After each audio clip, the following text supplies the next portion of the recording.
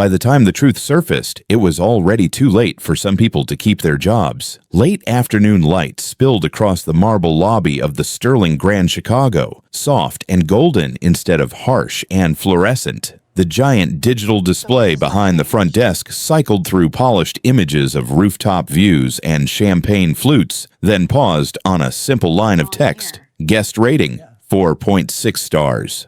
3 months ago, that number had looked very different. So had this lobby. Beneath the counter, a new brass plaque had been bolted into the wood. It was small, almost humble, but it drew the eye anyway, in recognition of the dignity owed to every guest. The Guest Dignity Initiative. Sarah Mitchell smoothed the front of her Navy supervisor blazer and smiled at the older couple checking in. Her voice was warm, unforced. "Welcome to the Sterling Grand, Mr. and Mrs. Henderson. If anyone makes you feel like you do not belong here, you call this number and ask for me, all right?"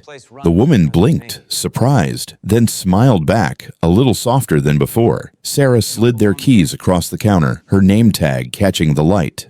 Sarah Mitchell, front desk supervisor. Across the lobby, Marcus Thompson stood near the concierge desk, one hand resting lightly on a guest's suitcase as he listened. He was still in uniform, but the badge on his chest had changed. Guest relations manager. No raised voices this time, no tension. Just Marcus nodding, offering a solution, walking the guest toward the elevators with the calm assurance of someone whose job was no longer just to remove problems, but to repair them. The lobby itself had learned how to breathe again. The same crystal chandeliers hung overhead. The same marble floor stretched from revolving doors to elevator bank. Yet there was an invisible shift in the air, like a house that had finally been aired out after a long, stale winter. Maya Richardson stepped through the revolving doors without ceremony. She wore a charcoal suit that fit well, but did not shout. Her shoes were low heels, plain black leather, the kind you could walk a long night in. The worn brown messenger bag was still slung across her shoulder, stubbornly out of place against all the polished stone and glass. A few guests glanced at her, then away in the casual, unbothered way of people who no longer assumed they could read a stranger's worth at a glance. Sarah looked up, just for a heartbeat. Their eyes met. There was a flicker of something that was not quite guilt anymore, and not yet pride. It was the look of someone still paying off a debt they had decided to face. "Good afternoon, Ms. Richardson," Sarah said quietly. "Welcome back." The Maya offered the smallest of nods and kept walking. The voice that rose in the mind of anyone who knew the story would not let the room off so easily. In 9 minutes of arrogance and lazy assumptions, an entire night shift had set fire to their own careers. In 9 minutes, a hotel that prided itself on luxury had shown the world how cheap its character really was. And in 9 minutes, a black woman had been shoved toward the door of a building she owned. Maya stopped at the center of the lobby. It was an ordinary patch of marble, nothing marked on the floor, but she knew the exact square of stone where her black card had once been ground under someone else's shoe. The memory lived there, even if the scuff marks were gone. She stood in that spot now. For a moment, she did nothing. No speech, no grand gesture. Just the quiet act of existing in a place that had once tried to push her out. Then she stepped to the front desk and laid her fingertips lightly on the edge of the new plaque, tracing the word dignity, as if testing whether it would hold. Her reflection hovered in the polished wood next to the engraved letters. Calm, tired, unapologetically present. 3 months ago, right where she was standing, they had called her trash, unworthy, out of place. They had no idea that every chandelier above them, every inch of marble beneath their feet, every paycheck in their pockets, already belonged to the woman they were trying so hard to erase. The lobby hummed softly around her, unaware that the past was about to be dragged back into the light, because some nights do not end when the clock rolls past midnight. They echo, and this one was still echoing. At 11:30 p.m., the Sterling Grand Chicago belonged to Derek Walsh. That was how he liked to think of it. The lobby was quieter at that hour, voices turned down, heels softer on the marble, the piano music a little more mellow. The day shift managers were long gone. Corporate was a distant concept, sleeping in some other time zone. What was left was Derek, his staff, and a 5-star image he believed he alone was protecting. He stood behind the front desk with a clipboard in one hand and a tablet in the other, scanning numbers like a surgeon reading vital signs. Occupancy at 71%. Lobby bar revenue slightly above target. No credit card chargebacks flagged. He nodded to himself. See, this is what happens when you do not let just anyone walk in here. Sarah Mitchell stood at the terminal, her blonde ponytail tucked under a simple headband, fingers flying over the keyboard. She glanced toward a pair of teens in sweatshirts cutting through the lobby. "They are not guests," Derek said before she could ask. "Do not let them anywhere near the elevators. We are not a shortcut to the parking garage. That is how you end up with missing towels and vape smoke in the stairwells." Sarah smirked. "Got it. No riffraff." Earlier that night, a young black man had approached the desk, backpack slung over one shoulder, airline tag still hanging off the strap. He had spoken politely, asked if there was any chance of an early check-in on a prepaid reservation. Derek had not raised his voice. He did not need to. "Sir, this is a luxury property. We do not check people into rooms in work boots and a hoodie. There is a lounge around the corner. Feel free to wait there until the regular check-in time." The man had stared at him for a second, hurt flashing behind his eyes, then quietly stepped away. Sarah had watched, uncomfortable, then let out a small laugh when Derek rolled his eyes. "What?" he had said under his breath. "You want me to hand out penthouse keys to anyone who wanders in here with a barcode on their bag?" "No," Sarah had replied, eager to be on his good side. "I get it. Standards, right, exactly." He had patted the counter. "This lobby is the brand. People pay to feel like we are better than whatever they left outside those doors. Our job is to keep that feeling alive." Now, at 11:32, his email pinged. He tapped the screen. EEO. Subject line from corporate. "Discrimination complaints, trend review, action required." Derek opened it, skimmed the paragraphs about guest experiences, bias awareness, legal exposure. Words like pattern and risk and training popped up. He exhaled through his nose. "This is what happens in 2025, he muttered. "You tell one person no, and suddenly the internet calls you racist. It will blow over. It always does." He clicked the email closed without finishing it and pulled up the nightly audit instead. Marcus Thompson approached the desk with a folder tucked under his arm. His security uniform was crisp, badge straight, expression neutral. "Locks on the third floor are fixed," he reported. "We are good there. Listen, Derek, about earlier with that young guy and the hoodie Marcus." "I have got it," Derek cut in. "I know who belongs here and who does not. That is literally my job." Marcus did not back away. "We have got a policy too. On equal treatment, you have seen the handbook. The optics on some of these interactions are not great." Derek felt a flash of something almost like panic, but he buried it fast, replacing it with a thin smile. "You handle broken locks and people trying to sneak in from the alley," he said. "I handle guests, believe me. The company wants someone who is not afraid to say no. Every time a manager gets soft, people start thinking they can walk all over us, especially at night." He did not say it out loud, but the memory was right there. His previous property, a supervisor calling him soft for comping a room to a black family after the system messed up their reservation. The way that word had stung. Soft. Like a slur for a man who prided himself on being firm. He had promised himself that would never be said about him again. Not by staff, not by his bosses, not by anybody. Marcus studied him for a second, then shook his head. "Just remember," he said quietly, "that policy does not stop at the sliding doors. It applies to the people you do not like too." Before Derek could answer, Marcus walked off toward the security monitors. Derek watched him go, jaw tight. In his mind, there were only two kinds of managers in hotels like this: the ones who kept order and the ones who eventually got eaten alive by guests with complaints and lawyers with briefcases. He knew which side he was on. At 11:40 p.m., he did a slow sweep of the lobby, straightening a crooked armchair, nodding at the bartender, reminding the bellman to keep an eye on who came and went. He glanced at Sarah and Patricia, felt the weight of their attention. They trusted him to be the wall between this polished world and the chaos outside. That was how he liked it. It made him feel needed, powerful, untouchable. Back behind the desk, a mirror panel reflected his image. He adjusted his tie, smoothed his hair. The man looking back at him was composed, in control, the kind of manager who did not get pushed around by fake sob stories and forged cards. If I follow my standards, he told himself, the system will back me. Corporate can send all the emails it wants. When things go bad, they need people like me. 11:47 p.m. On the other side of the glass, the revolving door began to turn. Derek glanced up out of habit and saw her only in pieces at first. Canvas sneakers, a bit scuffed, faded jeans, a plain white shirt, a worn brown messenger bag at her hip. No designer logos, no rolling suitcase, no visible proof that she belonged anywhere near a penthouse suite. He felt his mind click into a familiar gear. I can spot a scammer from across the lobby. In the far corner, sunk into a leather armchair, Jennifer Kim had been half watching a sitcom on her phone, half scrolling through social media.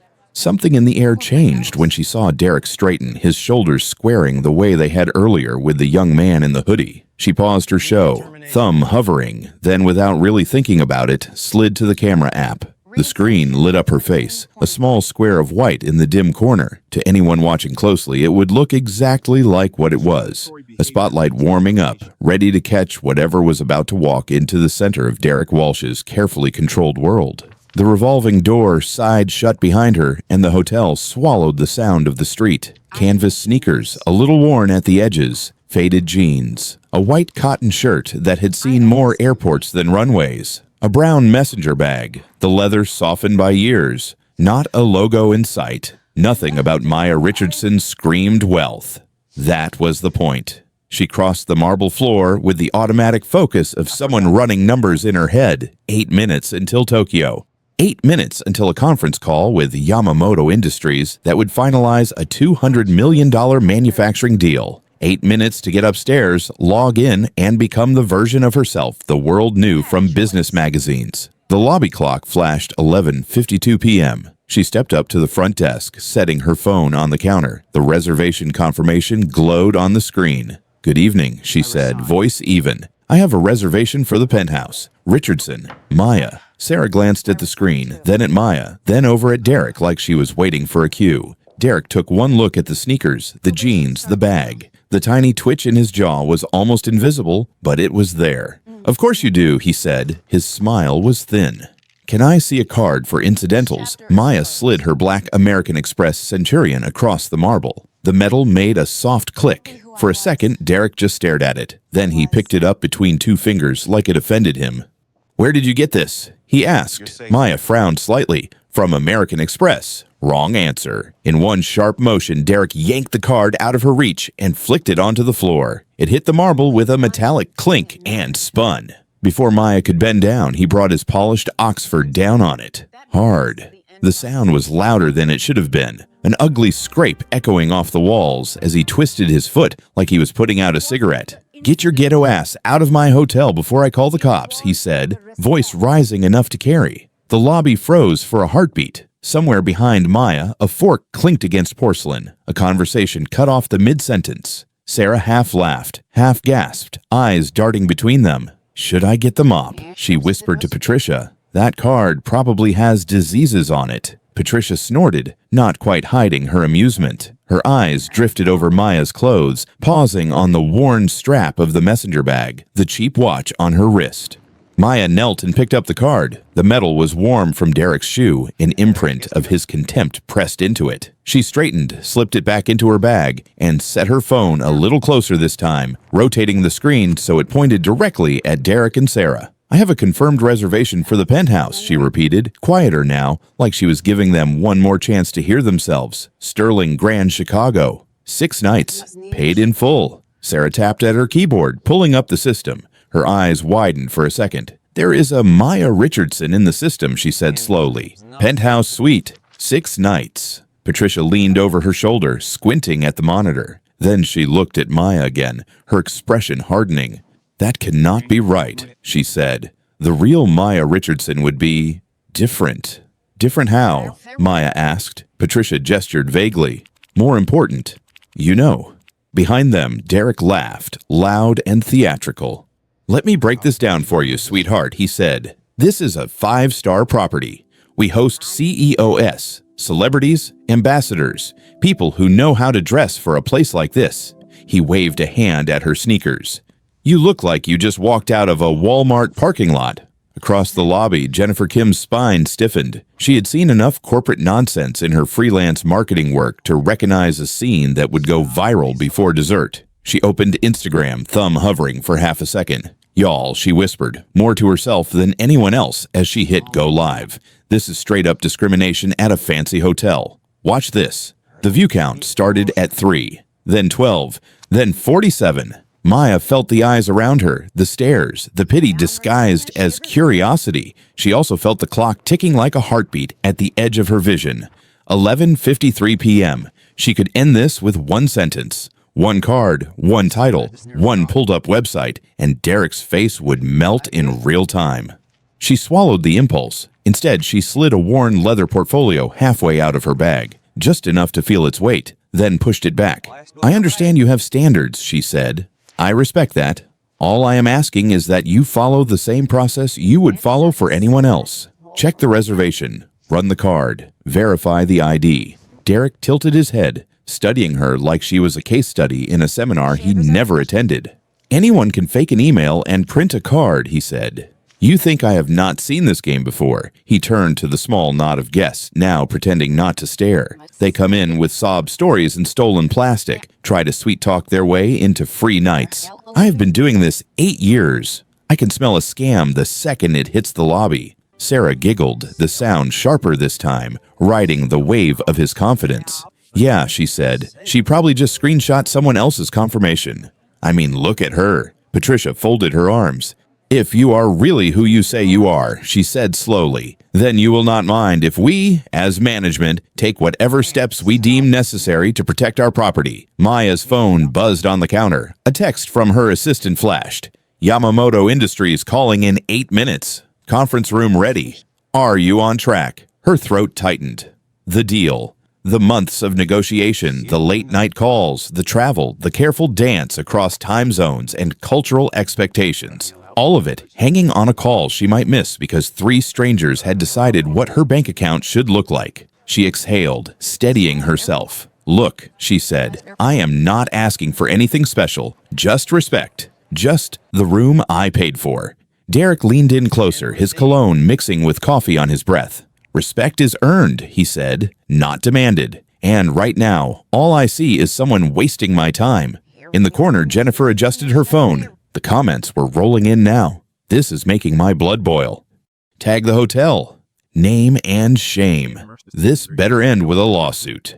Near the elevator bank, a tall black man in a tailored suit closed his laptop and watched more closely. He had been there long enough to see how people were normally treated at this property. Consultant instinct kicked in. He recognized a culture problem when he saw one. Patricia snatched Maya's phone off the counter. "Let me look at this," she said. Her eyes scanned the email. "It has the logo, the right format. Confirmation number looks legit." She held it up. "But we know it is fake because..." She gestured at Maya again.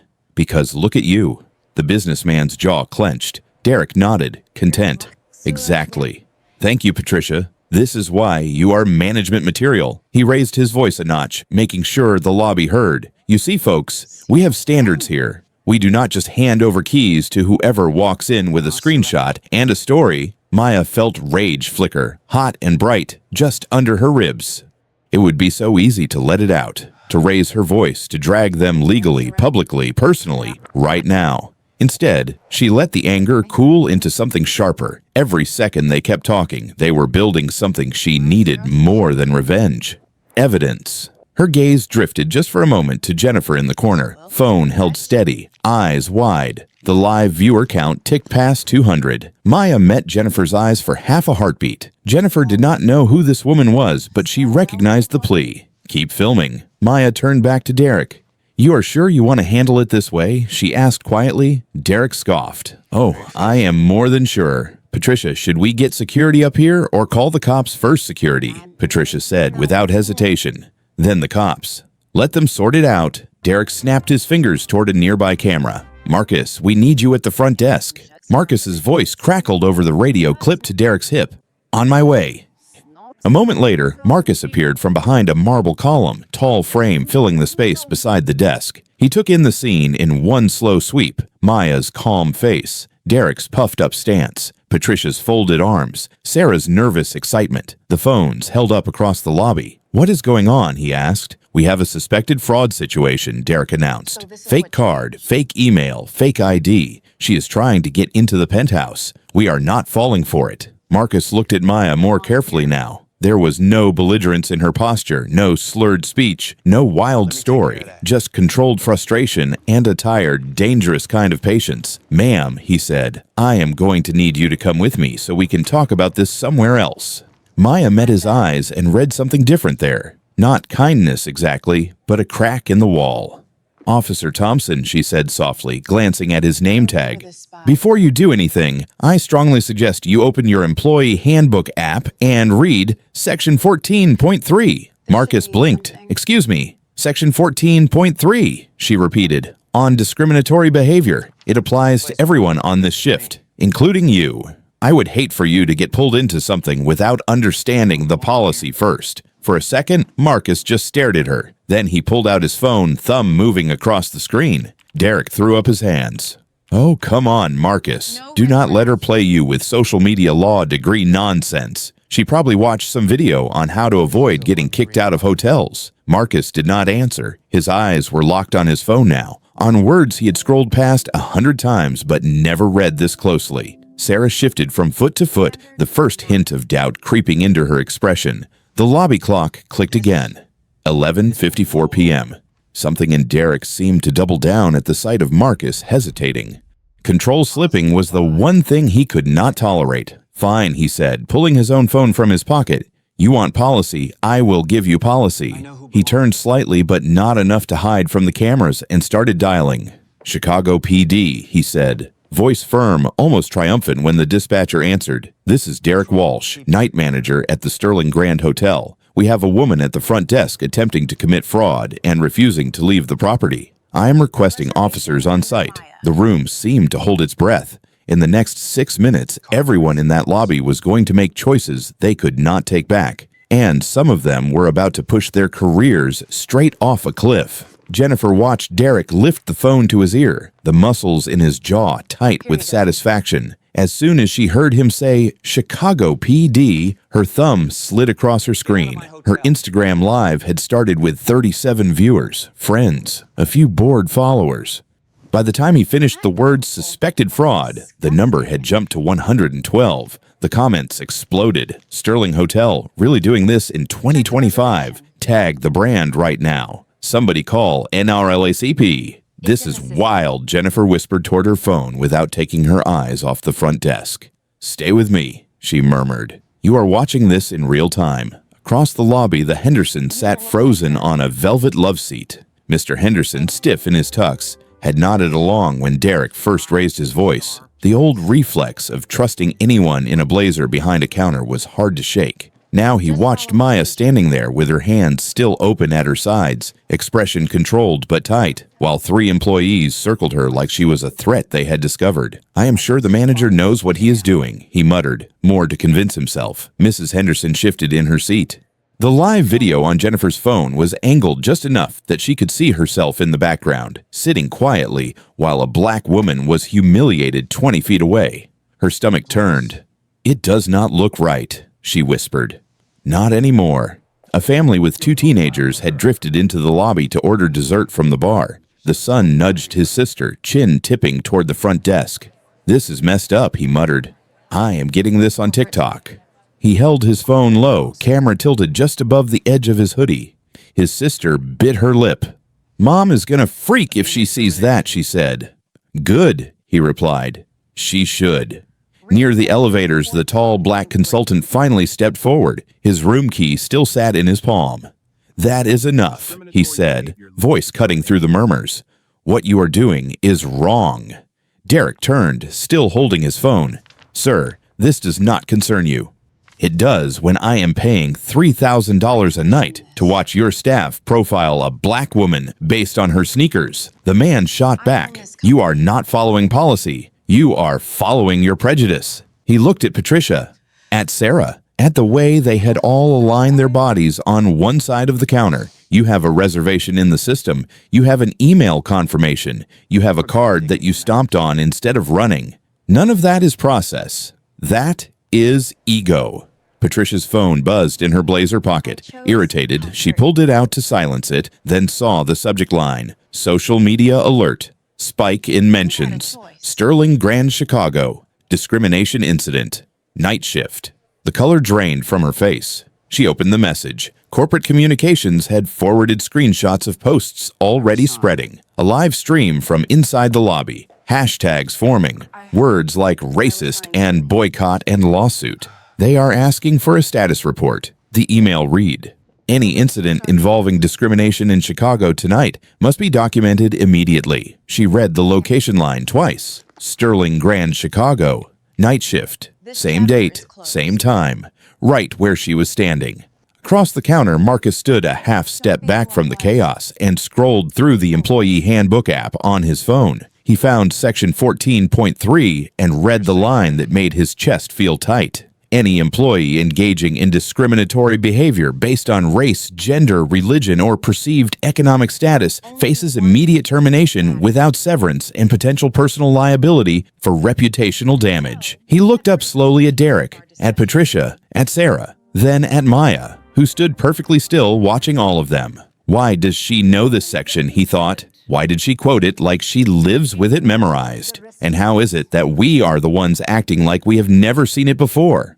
Maya felt his eyes on her and met his gaze for a second, just enough to let him see she was not confused. She was collecting. She noted the way Patricia clutched her phone now, the way Sarah's laugh had dried up, lips pressed thin, the way Derek's shoulders tightened when the consultant spoke against him. Every insult, every dismissal, every decision to believe the worst about her fed into a pattern she already knew too well. This was not just about her. It was a live demonstration of 47 complaints she had already read in tidy email threads. Guests who had written things like, "The manager looked at my clothes and decided I did not belong. Staff made jokes about my neighborhood. I was treated like a suspect, not a customer. Jennifer's viewer count ticked past 1,000. Comments flew so fast they blurred. I am never staying there. Tag the news stations, record everything. Somebody find their CEO."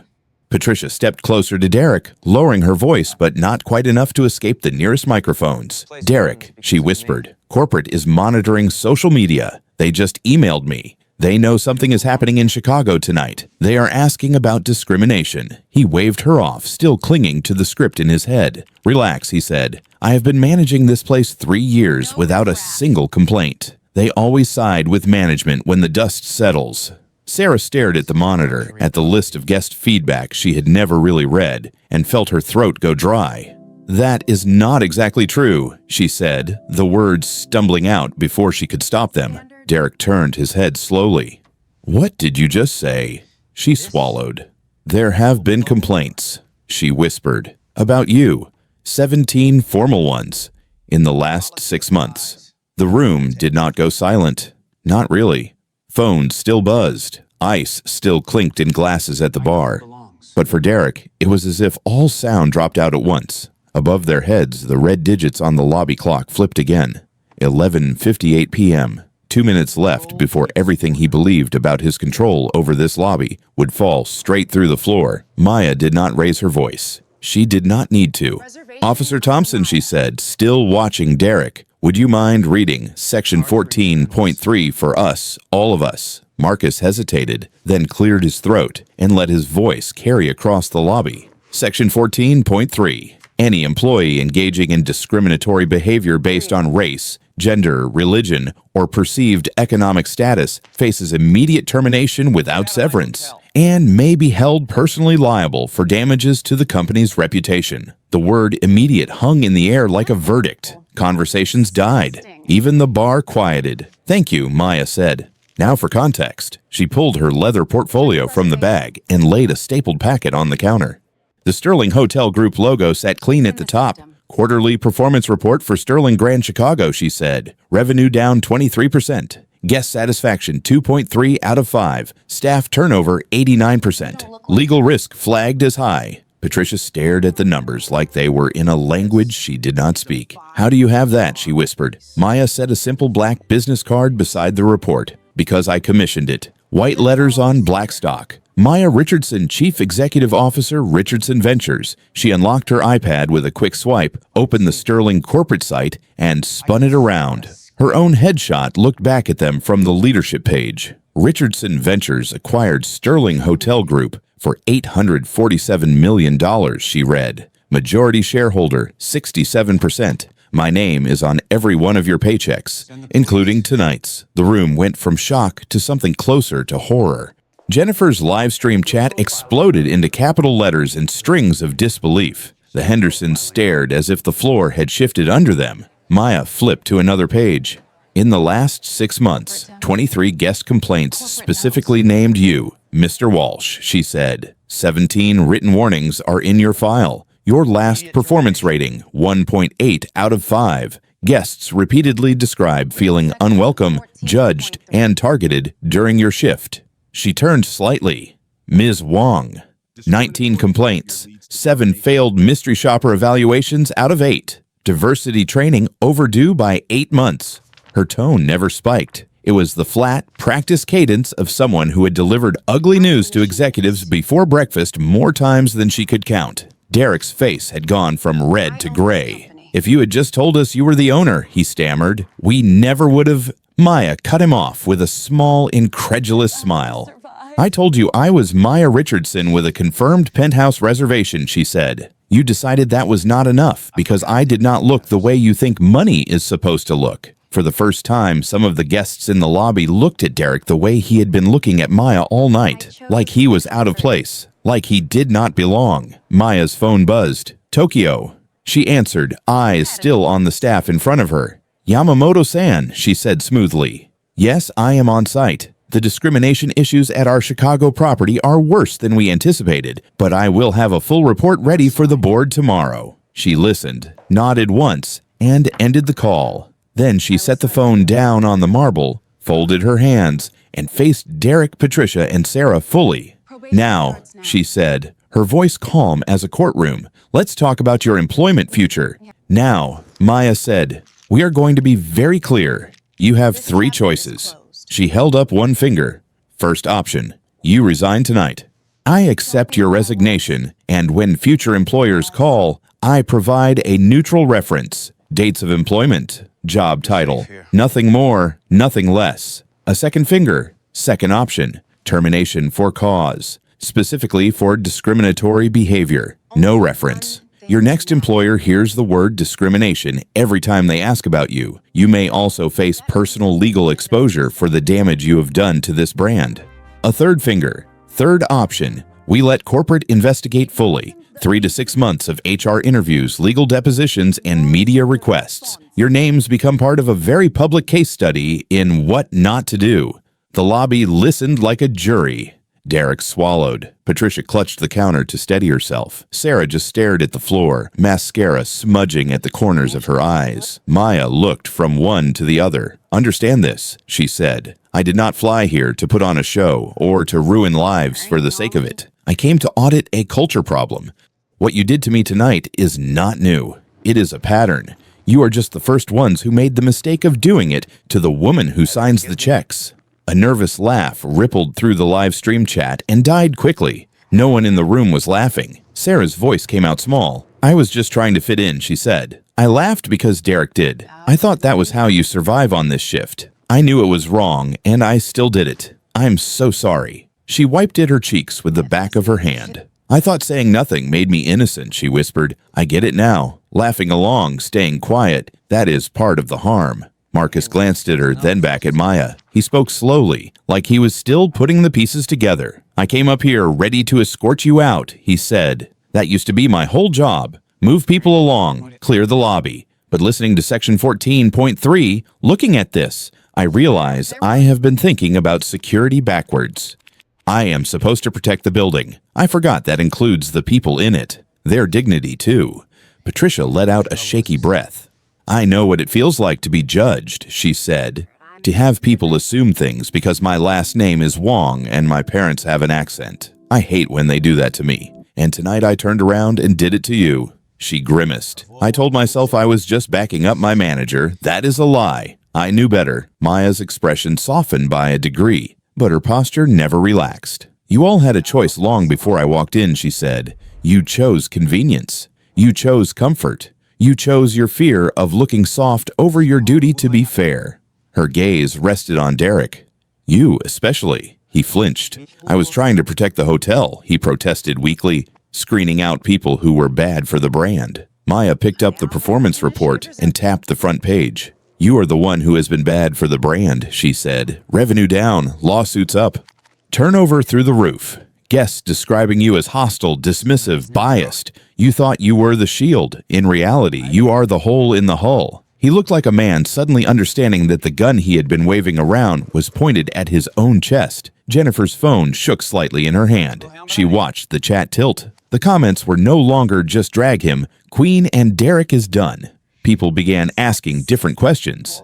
If I were the front desk girl, would I have spoken up? How many times have I stayed quiet to keep my job? What would I do standing where security is right now? Maya drew a slow breath. "When I was 22, she said, I got thrown out of a luxury boutique because I walked in wearing scrubs on my way home from a nursing shift. The manager followed me out and asked me which doctor I was stealing prescriptions from. I remember the burn of that more than any exam I ever took." She looked around the lobby. "I could have spent my life building walls against that kind of humiliation, refusing to ever step into places like this again. Instead, I bought the buildings, and now I am using that power to make sure what happened to me does not keep happening to people who do not have the option of buying their way out." She nodded toward the small brass plaque under the counter. "The Guest Dignity Initiative is not a slogan," she said. "It is a system. Real accountability. Real reform. This lobby is not just where I was insulted tonight. It is where we start rewiring how this company sees its own guests." Her eyes shifted toward the leather armchair in the corner. "Ms. Kim," she called. "Jennifer, right?" Jennifer jumped a little, her live audience watching her reaction in real time. "Yes, ma, am. You have been streaming this since the beginning." Jennifer swallowed. "Yes.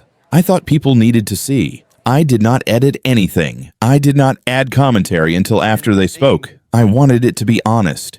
When all this is over, send your resume to the email on my card. We need people in our corporate communications team who understand how powerful the truth can be when it is not manipulated." Jennifer's mouth fell open. The chat exploded again, but now with a different flavor. From the outside, it looked like punishment night at the Sterling Grand. But something else was happening under the fluorescent lights and phone cameras. Lines were being drawn, yes. Jobs were on the line. Yet at the same time, fault lines and people's understanding of themselves were splitting open. Sarah realizing that cruelty can come wrapped in nervous laughter. Marcus realizing that neutrality in the face of bias is its own choice. Patricia realizing that being a minority does not automatically make you an ally. Maya glanced once more at the lobby clock, then back at the faces in front of her.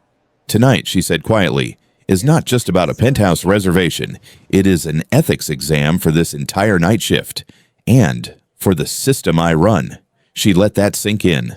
The weight of it settling over marble and glass and crystal. Some people in that room were about to fail that exam in ways they would feel for years. Others were about to realize it was the hardest and most necessary test they would ever pass. The lobby felt smaller somehow. The crowd of guests had thinned, drifting back to rooms and ride shares with their own stories to tell. The phones were still out, but held a little lower now, the way people do when the spectacle turns into something more intimate, more human. Maya closed the folder on Derek's complaints and set it aside. "Time is not your friend here," she said quietly. "I need your decisions." Derek's hands were shaking. He tried to hide it by straightening his tie, but the metal of his name tag clicked against the counter. "What happens if I resign?" he asked. Voice low. Rough. "You walk out tonight," Maya replied. "HR processes your resignation in the morning. When future employers call, we confirm dates and positions. We do not mention this incident." His eyes darted to the doors, then back to her. "And if I don't, then this moment follows you," she said. "Into every interview, every reference check. Google search your name. This is what they find." Marcus shifted his weight, watching a man who had strutted through this lobby for years suddenly look like he had nowhere to stand. Derek swallowed again. His mouth opened, closed. For most of his career, he had been the one giving ultimatums. enforcing policy, controlling who stayed and who left. Now the power sat squarely on the other side of the counter.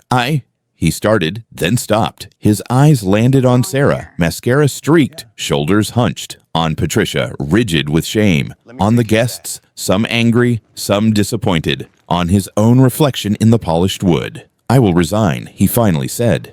His voice broke on the last word. The sentence collapsed something in the room. He tugged at the pin on his chest. The small plastic rectangle with Derek Walsh, night manager, printed in clean black letters, came loose. For 3 years, he had worn that tag like armor. Now he set it on the marble beside Maya's phone. His keyring followed. The metal clinked, louder than it should have been. Access to back offices, storage rooms, staff corridors. His little kingdom reduced to a pile of keys on the counter. "Thank you," Maya said simply. He turned toward the revolving doors. For the first time, he did not look like the man who owned the night. He looked like someone being pushed to the edge of his own story, unsure what came after the lobby lights. As he walked away, he passed the Hendersons. Mr. Henderson shifted as if to say something, then thought better of it. Mrs. Henderson did not look away.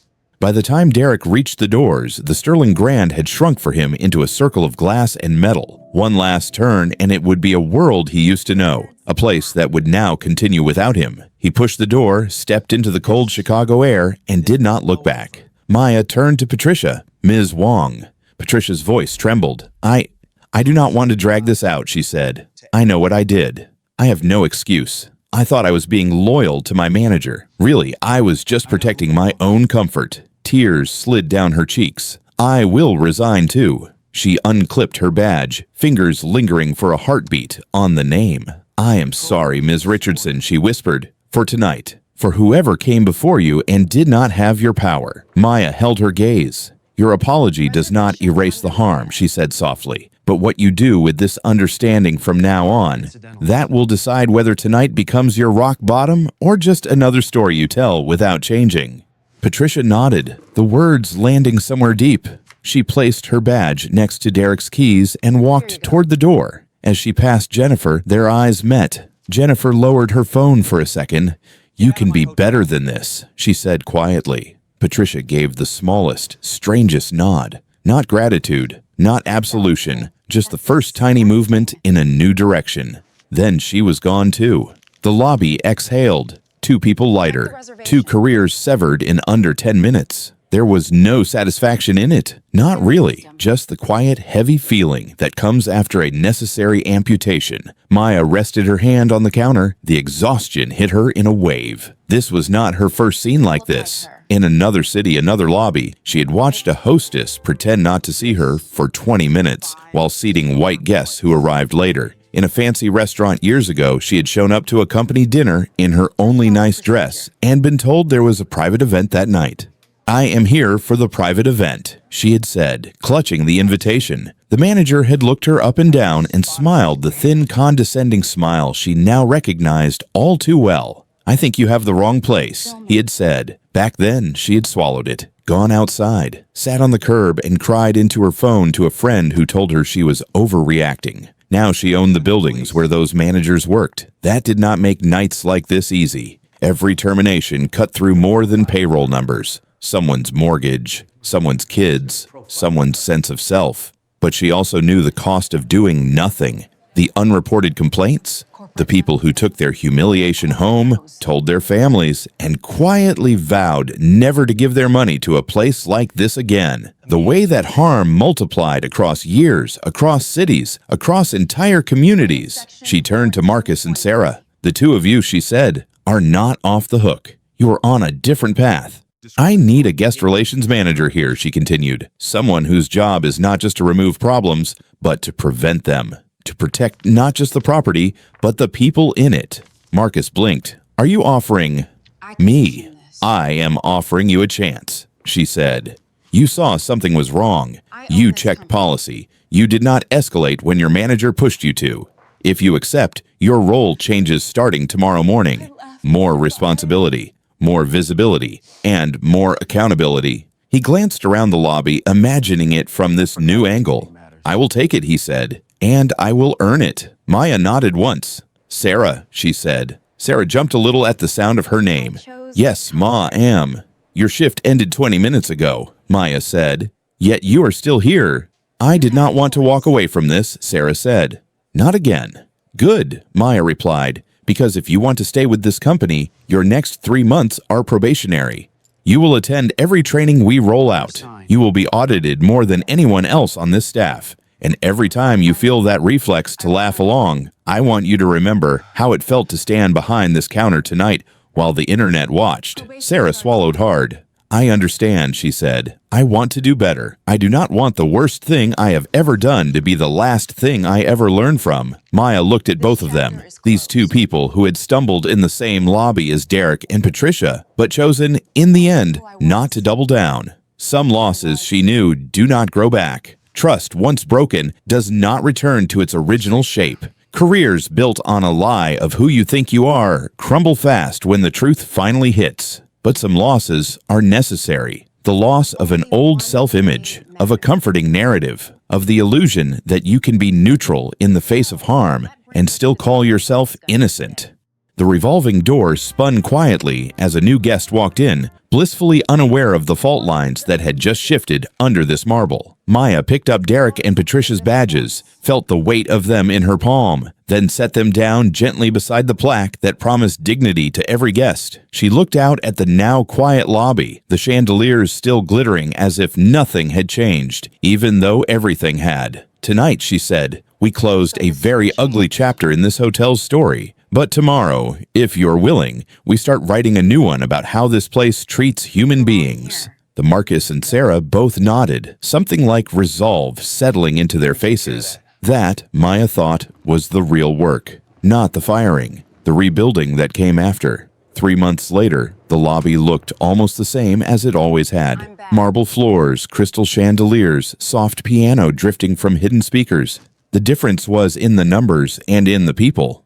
The digital board behind the desk flashed a new reality. Guest rating 4.6 stars. Internal memo banners spoke of revenue up 34% and 0 discrimination complaints. In the fine print of a Harvard Business School syllabus, Sterling Grand Chicago appeared as a case study in how a company can confront its own bias and change. Sarah Mitchell stood at the front desk in a supervisor blazer, speaking to a group of new hires. I need you to know something, she told them.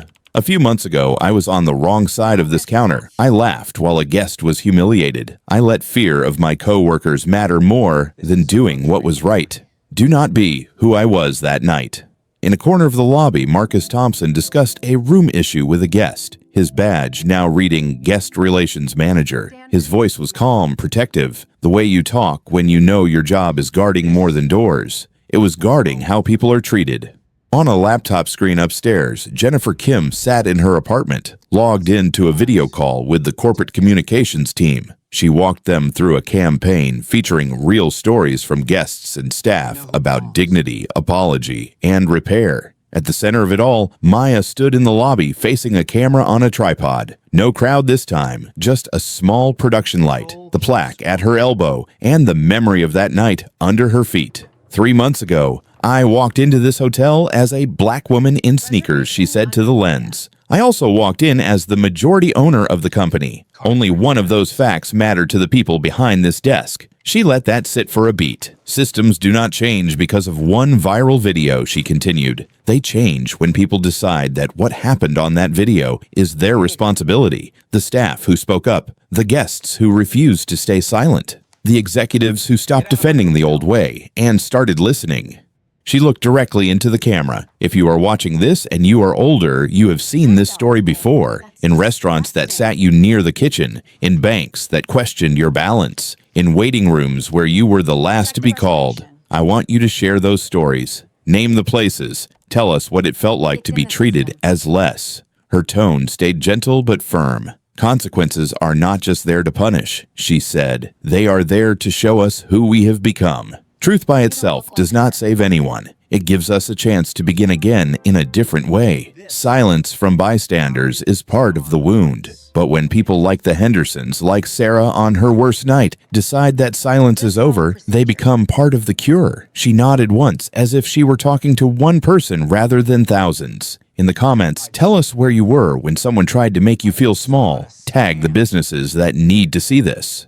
And if you believe in stories that do not stop at outrage but push for real reform, subscribe to this channel and share this video with someone who thinks discrimination is a thing of the past. Her voice dropped a little, carrying the weight of the final line. In the end, it was not the night they threw a black woman out of her own hotel that defined them. It was whether they chose to change after the world watched.